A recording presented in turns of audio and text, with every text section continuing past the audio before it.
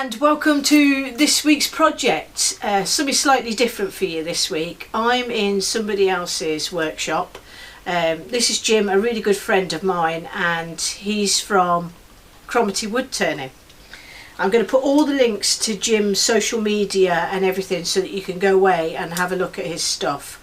And if you want to order anything, please do get in touch with Jim through that, and he'll be able to show you more or send you photos or whatever and help you out if you're interested in buying anything.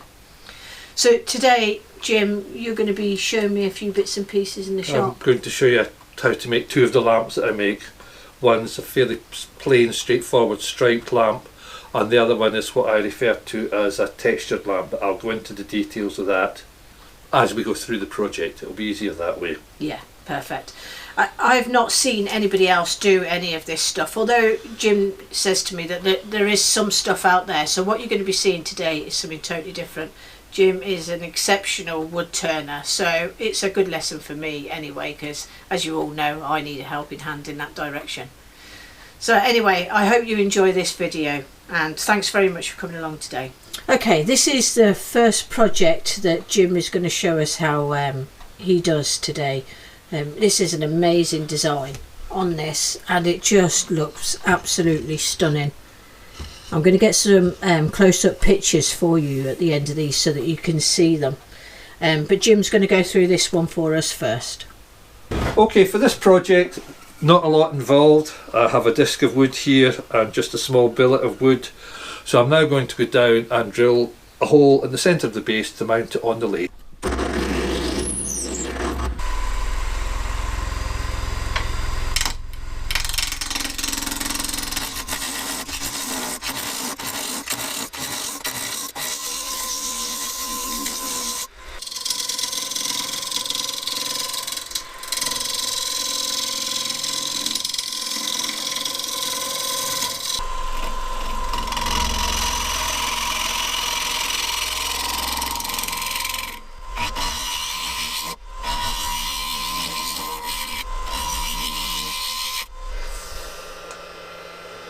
That's fine. Now, and I do the bottom of my lamps like this. I have it on 3 points. This does two things. Wood being a hygroscopic material, if you put a big flat area like this down, it is going to warp, it is going to move, the lamp's going to wobble.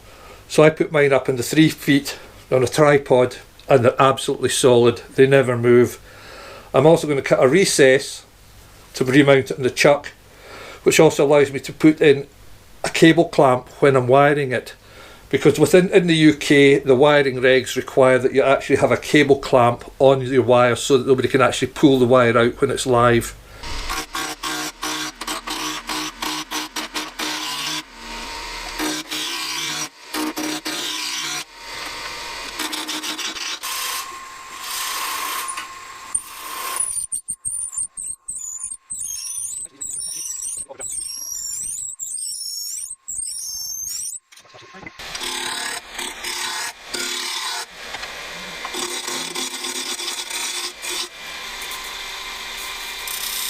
$25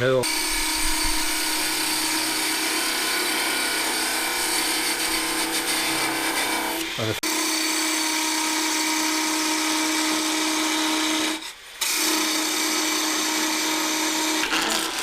that sits on there.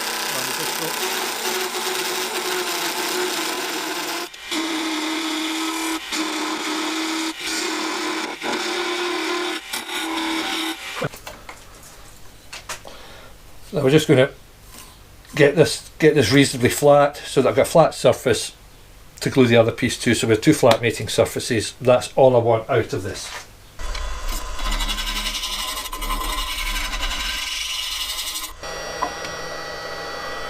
Doesn't get any better than that.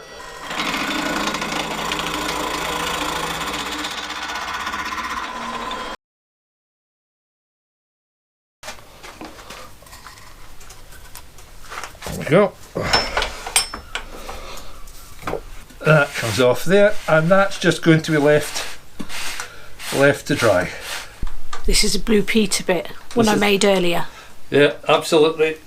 So the more observant amongst you will note that we no longer have that bark inclusion. This is one that I made earlier in the finest traditions of British television, and we're now going to go to shaping it. So what I'm going to do with this is I'm going to make a head where the lamp fittings are going to go, and since we're up here in the north of Scotland, we'll make it like a thistle.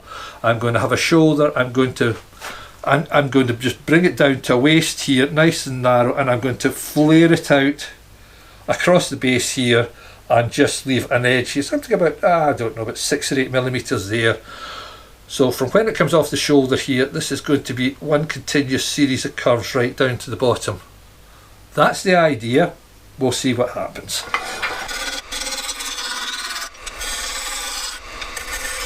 How big my head's going to be?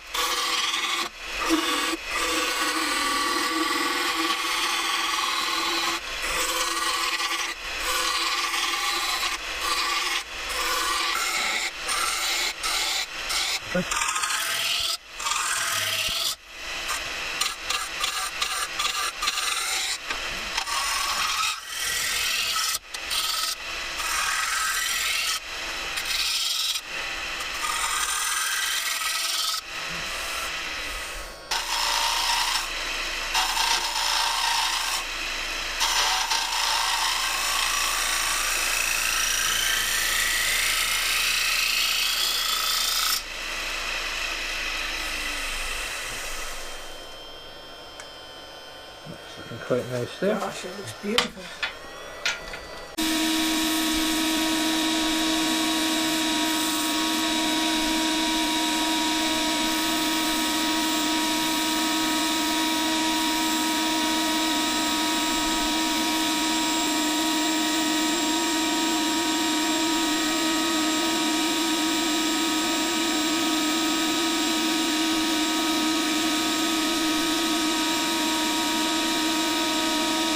That's that finished just there. As you can see down in here, just where that joint is, there is little bits that are broken away. So what I'm going to do is I'm going to put some very fine, fast setting filler in there, let that go off, sand it down again, and then it's going to get 2, maybe, well, it's probably 3, maybe 4 coats of white acrylic. So this is the one that has had all that done on it and it's been finished. That's it. It's just been taken through to here. So what sort of paint is it you put on, Jim? I tend to use acrylics. Oil paints take too long to dry. Other paints can tend to be a bit delicate, so I use acrylics. And sometimes, if I'm working to specific colours for a client, for a customer, and I've got to mix them up. I'll mix up the colours from acrylic paints. I use golden acrylic. Golden acrylics I've used just because I use them and they work well and there's never any issues with them. But I'm sure there's plenty other brands will work just as well. So I mix them up and I put them on with a rigger brush. It's a very fine brush called the rigger brush because it's used for painting the rigging on paintings of ships, traditional ships. Get a decent quality one. It takes a good load of paint. There's nothing worse than, you know, you're working on the larger diameter here and you're 7/8 of the way around and the paintbrush goes dry on you and you've got to pick it all up. It gets a real pain in the bum. So get a good quality one that'll take a decent paint load. Mix them up, you get them from really fine to things that will lay down, you know, 2 or 3 mils at a time, right down to stuff brushes that lay down about half a mil. But the easier and much quicker way to do it, the cheaty way, is to use good quality fibre tip pens, which is what we're going to do today. Perfect. There's 2 brands I use. One's Posca, which I think are Italian, and they're for graphic designers, and the other ones are German ones. I can't remember the brand, but I'll show you them when I get them down. And they're graffiti artist pens. And what you're looking for, basically what you're looking for, is a nice flow of pigment, of colour coming out the pen so that it flows. Some are fantastic, some are lovely. Others, I think it's just to do with the pigments that they use and how well they can get into flow.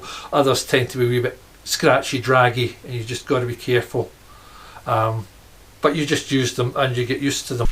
Okay, these are the pen I use. I told you lies. The Posca pens are actually produced by the Mitsubishi Pencil Company, and these ones here are manufactured in Milton Keynes in the UK. Fair enough. The other ones I use are the German graffiti pens, Molotow, and I like them too. The nice thing about the Posca pens is you get them with much bigger nibs on them, so you can make much thicker. You make broader strokes with, you know, much more easily. So I just pull out a selection that I'm going to work with for doing this, just whatever takes my fancy on any given day, and let's get started. Piece is set up on the lathe. Turn the speed down to 100 RPM. There we go. Take your pen, make sure that there's ink flowing.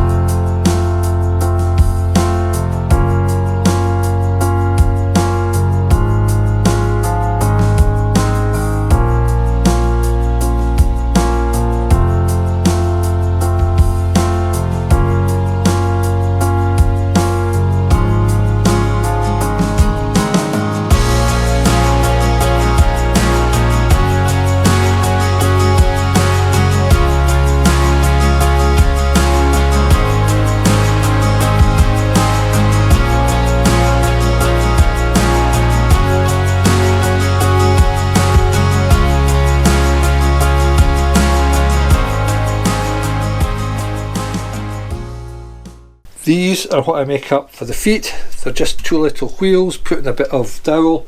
I buy these in off the internet.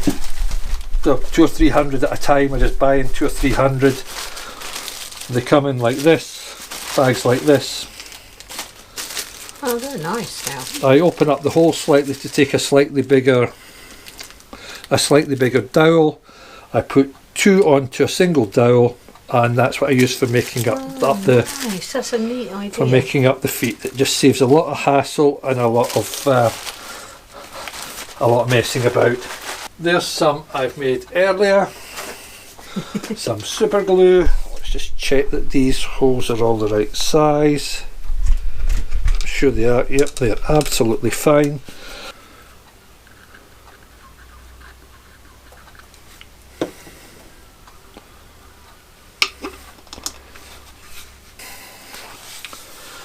That's us up on our feet now, and we'll just put on the electrical fittings. I get these. This gets fitted to the top of the lamp. That's just a cap to cover it over. And then you can or cannot use a riser tube as you see fit. It's all the screw fittings are 10mm, so you can use this, not use this, and then we get the bulb holder.